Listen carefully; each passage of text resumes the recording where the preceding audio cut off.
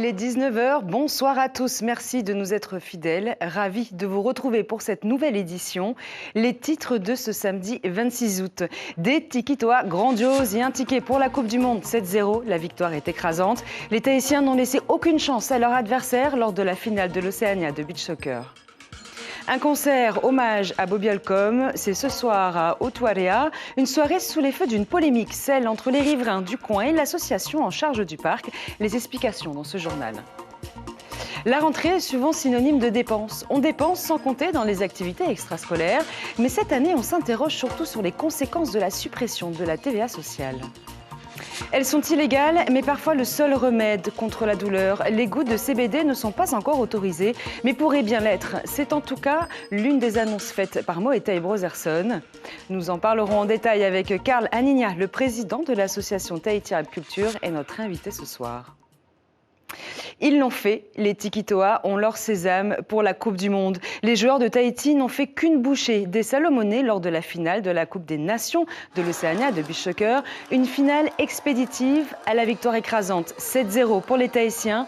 Un triomphe qui les mène tout droit vers la prochaine Coupe du Monde qui aura lieu en février 2024 aux Émirats Arabes Unis.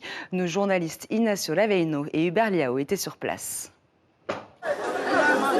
Ça y est, c'est fait avec l'art, mais surtout la manière. 7-0, les Tikitoa s'assurent ainsi une place à la Coupe du Monde de beach soccer, donc, qui se passera à Dubaï en février. Parmi nous, l'ancien capitaine emblématique des Tikitoa, j'ai envie de dire, Naya Bennett, Naya, Yorana Naya.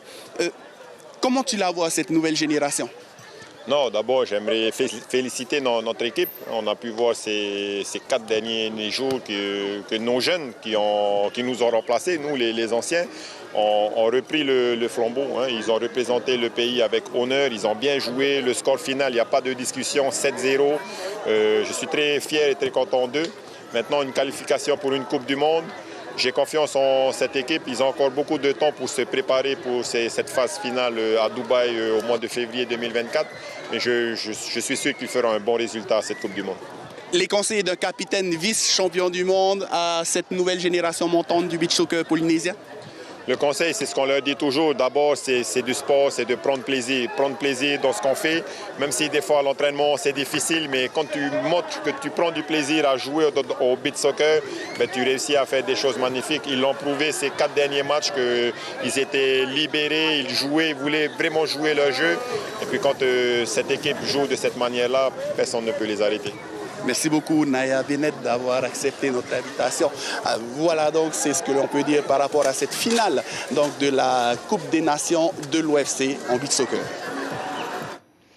Un concert à la mémoire de Bobby Holcomb. 7 artistes locaux se produisent ce soir au parc de Otuarea, à Fa'a'a. Cette soirée est organisée par l'association du même nom qui se charge de la préservation et de la promotion du parc. Elle s'occupe aussi de l'inclusion des habitants des quartiers prioritaires des alentours. Une inclusion qui n'est pas si facile, nous explique David Chang et Teiva Ribé. Ce grillage a été posé par Geoffroy, dont la famille réside ici depuis 3 générations. Il symbolise la rupture de communication entre les siens et l'association du village d'Otuarea. Le père de famille dénonce notamment une inégalité de traitement. Normalement, il y a un truc pour jouer pour les enfants en haut, un parc. Ils disent qu'il y a des heures à respecter. Mais quand je regarde les autres qui viennent pas dedans, par du haut, il n'y a pas d'heure. Mais ceux qui viennent par en bas, il faut l'heure alors pour monter en haut. Moi, ça ne me dérange pas. Comme j'ai dit à mes petits-enfants, s'ils veulent faire la guerre, on fait la guerre. Les riverains avaient l'habitude d'emprunter ce chemin pour atteindre le bord de la route. Aujourd'hui, ils doivent faire le grand tour, mais certains le reconnaissent, la création de ce parc a quand même du bon. Par exemple, pour monter, s'ils veulent aller côté mairie, obligé de faire le tour.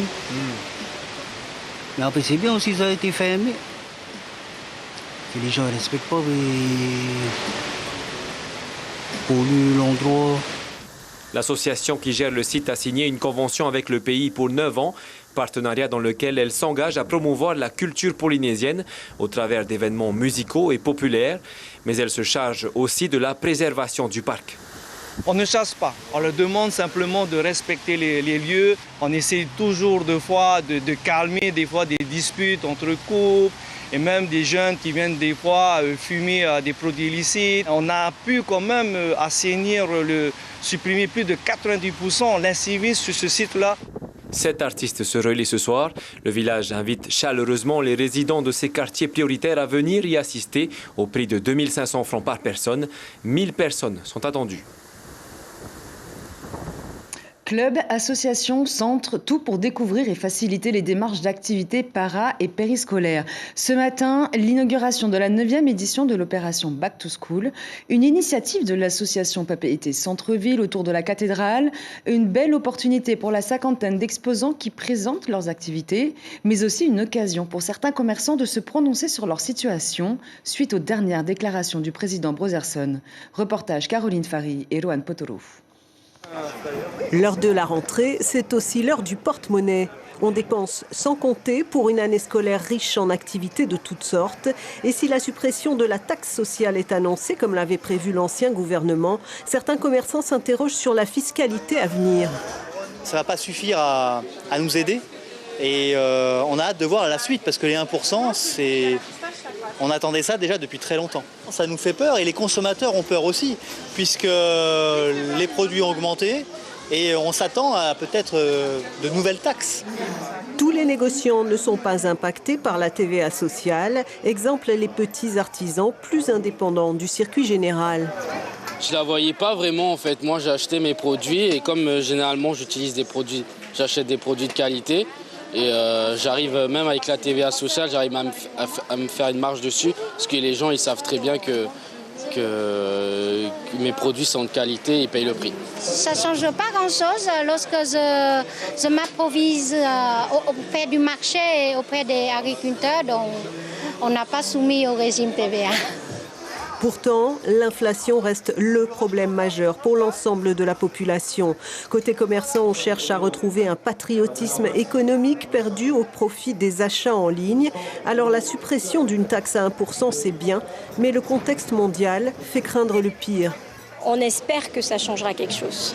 Mais quand on voit l'inflation, parce que je pense que c'est pas cette suppression qui va révolutionner, parce qu'on voit qu'il y a une inflation mondiale. Donc en fait, les coûts ont augmenté partout dans le monde. Et qu'on le veuille ou pas, nous, on va avoir des conséquences. La stratégie fiscale de la nouvelle équipe gouvernementale reste à définir face à une tempête inflationniste qui voit encore et toujours les prix s'envoler. Restons dans la rentrée, mais cette fois du côté de Hao, où 220 élèves ont fait leur retour au collège. Parmi eux, une vingtaine d'internes de 6e obligés de quitter leur île natale pour poursuivre leur scolarité. Des jeunes qui découvrent un nouvel univers. Depuis plusieurs années, une semaine d'intégration est mise en place pour les aider à faire leurs premiers pas. Nouveauté cette année, une rentrée également en musique pour donner une ambiance locale et joyeuse. À travers une danse hawaïenne, un hommage a été rendu aux victimes du terrible incendie sur l'île de Maui. Les précisions de Teura Malakei, professeure au collège en charge de l'événement. Elle est au micro de Mathieu Allot. Cette semaine d'intégration permet pour nos élèves de Ho ou des atolls avoisinants, on en a 17 inscrits au collège de Ho, mais de se familiariser en douceur avec leur nouvel environnement qu'est le collège de Ho. En douceur parce qu'on leur offre l'opportunité d'assister à plusieurs ateliers culturels. Outre les activités culturelles, c'est ensuite de faire la visite du collège, la visite également du village. Et dans quelques jours, l'utilisation du CBD sera légale en Polynésie. C'était une promesse de la campagne électorale du Tavini, une promesse que le président Brotherson tient à tenir.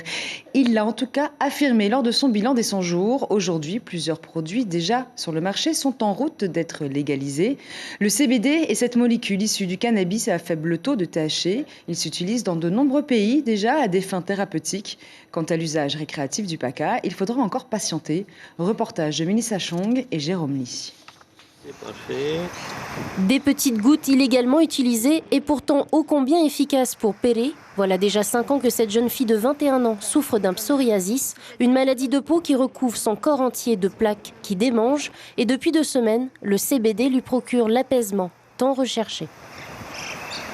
J'ai commencé à utiliser ça parce que les produits dermatologiques ne marchaient pas, ne fonctionnaient pas efficacement. Et depuis que j'ai utilisé ça, j'ai beaucoup plus de résultats. J'ai eu des résultats en quelques jours. J'avais des plaques énormes et en une nuit, j'avais plus du tout mal.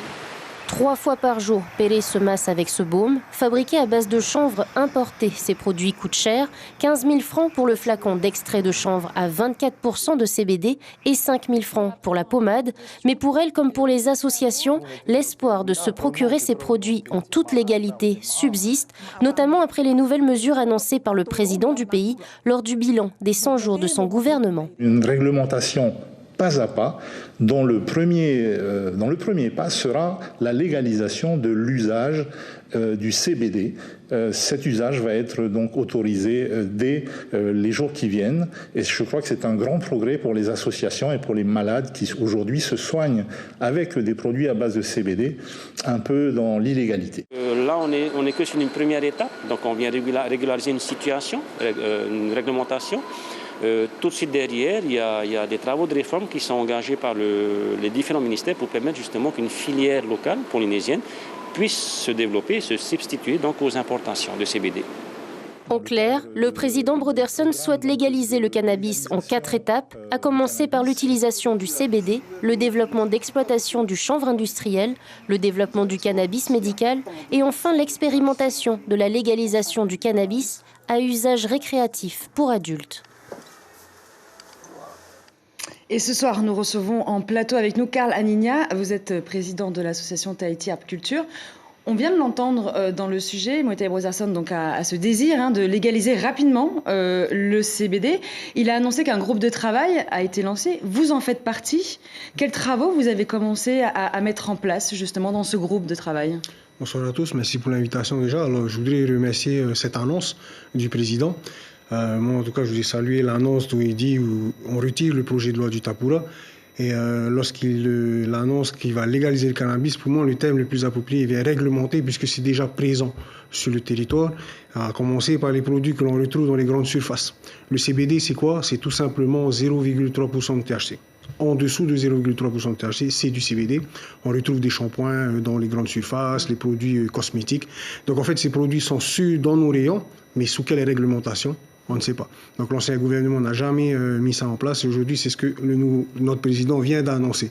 Mais lorsqu'on parle de CBD médical ou thérapeutique, il faut faire une distinction. Comme par exemple, à l'heure actuelle, il y a une expérimentation en France qui se passe, il va se terminer l'année prochaine. C'est un CBD qui est prescrit par un médecin en pharmacie. Et ce ne sont pas du CBD que tu te prescris dans des CBD shops, par exemple, comme on peut trouver en France. Comme tu disais, on a eu des groupes de travail. On a commencé 2 réunions de travail avec le gouvernement. Gouvernement. Avec le nouveau gouvernement, exactement. On a rencontré le président le 13 juin. Il savait que le président nous avait dit qu'on allait justement abroger la loi du Tapura.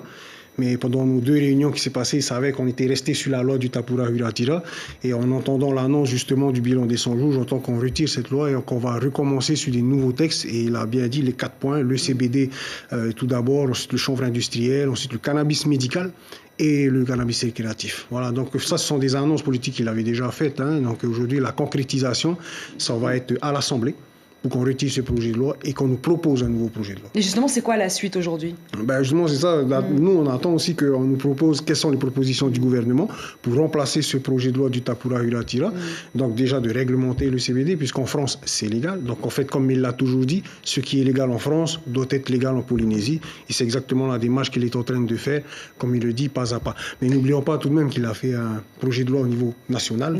Et pour ma part, où est-ce qu'il en est? Peut-être qu'on pourrait justement le remplacer, le mettre à la place du projet de loi du Tapura. C'est une question que vous pouvez lui poser là ce soir, bien justement, où on en est de ce projet au niveau national en tout cas. Tout à fait, je profite de l'occasion et remercie le président. Justement, c'est une bonne chose que vous retirez le projet du Tapura, mais maintenant vous avez ce projet de loi au niveau national qui va plus loin que celle de la régularisation du CBD. Et ça, c'est nécessaire d'aller plus loin? Bien sûr que c'est nécessaire, c'est parce que tout le monde le fait au niveau mondial, tout le monde est en train de faire le pas. Aujourd'hui, l'Allemagne passe au cannabis récréatif. Il y a eu une mission d'information en France dont notre président du pays a fait partie sur l'usage récréatif du cannabis. Le CESE en France, en janvier dernier, s'est prononcé pour un usage récréatif du cannabis.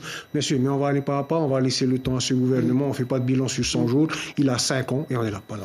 Alors, où on en est aussi de cette idée un petit peu de filière locale national de chanvre, parce qu'il en a été question il y a quelques mois. Donc, où on en est de cette idée? Alors concrètement, notre président du syndicat polynésien du chanvre, M. Philippe Catelin, qui est un chef d'entreprise, a proposé un projet au gouvernement, clé en main, avec nos partenaires d'Australie, des États-Unis et d'Allemagne.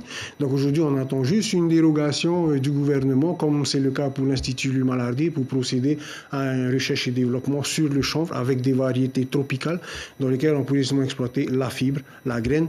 Mais on demande à aller plus loin. Par exemple, le Conseil d'État, le 31 décembre dernier, a autorisé l'exploitation de la fleur, alors que le gouvernement Tapura l'a interdit. Aujourd'hui, si on pouvait le réouvrir à l'exploitation, ça serait une bouffée d'air économique pour le pays, franchement. Et nous, nos acteurs économiques, notamment notre président du SPC, s'est positionné clairement pour être producteur de chanvre ici en Polynésie déjà. Est-ce que le chemin vous paraît encore long, ou est-ce qu'avec ce gouvernement, justement, et ces annonces, les choses peuvent quand même un petit peu s'accélérer? Sans vous mentir, la communication est beaucoup plus fluide, l'accès est beaucoup plus facile. Contrairement à l'ancien gouvernement, nous avons perdu quand même 3 ans. Ils ont donné 3 ans pour ce projet de loi. Mais aujourd'hui, la communication est là, la porte est ouverte, le débat se fait, les réunions se font et ça peut aller beaucoup plus vite. On a une date d'échéance, c'est le 5 janvier de l'année prochaine, pour pouvoir justement concrétiser tout ce qui a été promis pendant la campagne électorale. Et est-ce que vous travaillez, par exemple, avec les Américains qui ont légalisé? Il y a aussi d'autres pays, on a parlé de l'Allemagne, vous en avez parlé. Est-ce que vous travaillez justement avec ces pays-là pour se structurer, pour s'inspirer? Tout à fait. On travaille, je voudrais saluer mon ami John, notre ami John Bradley, qui est situé au Texas et qui cultive à l'heure actuelle plus de 500 hectares de chanvre destinés aux produits d'isolation pour la construction. Et donc aujourd'hui, il nous propose de nous apporter leur aide technique, et même qui vont plus loin dans les génétiques qui sont justement, qu'ils ont travaillé eux dans leur pays pour pouvoir nous faire profiter ici en Polynésie. Et donc en fait, c'est offert sur un plateau. Nous, on demande juste l'aval du gouvernement et de nous accompagner. C'est tout. On est prêt. Ouais. Merci beaucoup, Karl Anigna. Je rappelle que vous êtes président de l'association Tahiti Herbe Culture. Et président adjoint du syndicat polynésien du chanvre également, justement. Merci beaucoup.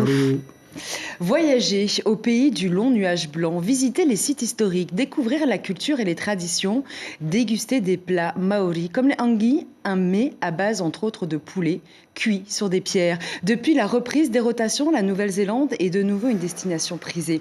Et ça se voit au Salon du tourisme qui se déroule en ce moment à l'agence New Zealand à Papeete.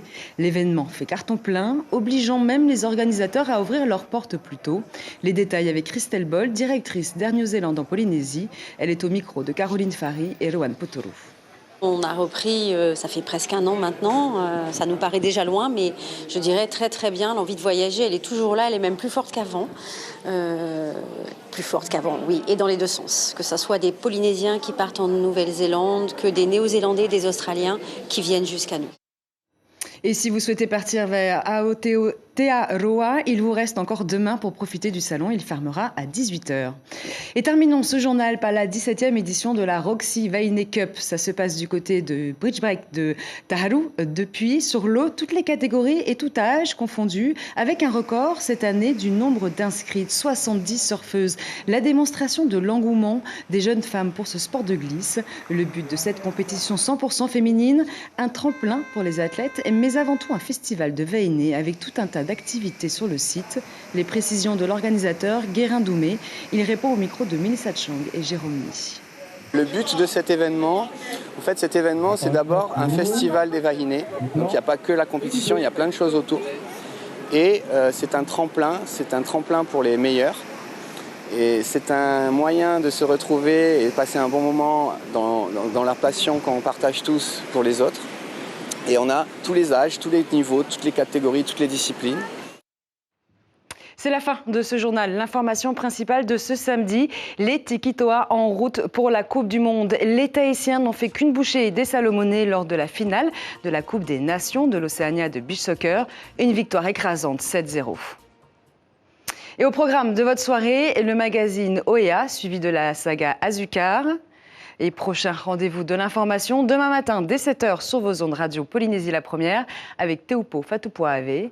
En attendant, on se quitte sur ces belles images colorées, fleuries avec la dédicace du livre Te Heihupo no Tahiti, un véritable plongeon dans le monde des couronnes de tête.